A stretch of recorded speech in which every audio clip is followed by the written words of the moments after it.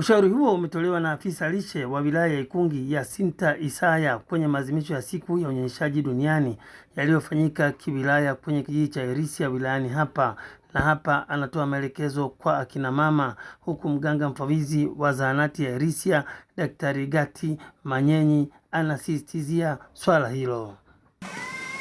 Ile ni chanjo ya kwanza ya mtoto. Maziwa yale yamebeba virutubisho pamoja na kinga muhimu kwa ajili ya mtoto wako. Sawa mama?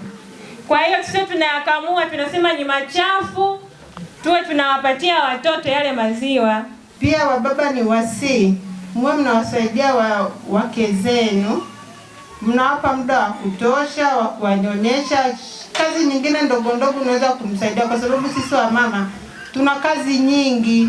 Hivyo wa mama tunashindwa kuwanyonyesha watoto kwa muda mrefu, unakimbizana kwamba kazi zingine bado. Hivyo mkiwasaidia wa mama majukumu.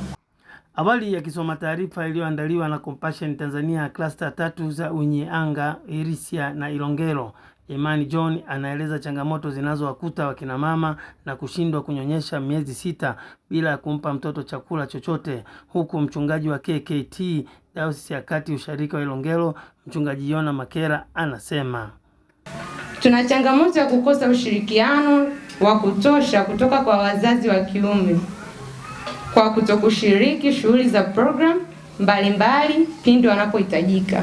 Na sisi wa baba pia tukazane kuwatunza kina mama ili maziwa yawe yale yenye virutubisho. Patie baba chakula kizuri, vitu vizuri, ili akila mtoto akinyonya anapata afya nzuri, anakuwa. Kwa upande wa kina mama waliohudhuria maadhimisho hayo walikuwa na haya ya kusema. Tunawaomba na elimu hii wafikie kijijini ili wanufaike kama sisi tulivyonufaika. Kwa maana kule elimu, yani wapate elimu kama sisi tulivyopata elimu. Waelewe kunyonyesha kuna muhimu gani, kliniki kuna madhara gani, tutakwenda kliniki wahudhurie yote haya. Kwa kweli tumepata vitu kwa kufahamu, tumeelimika.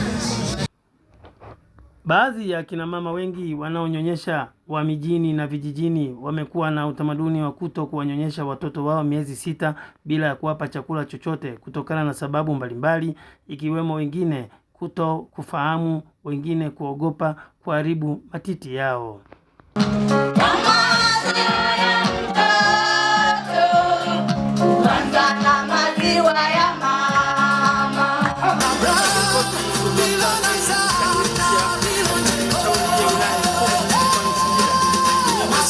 Asante. Niwakaribishe HBIs.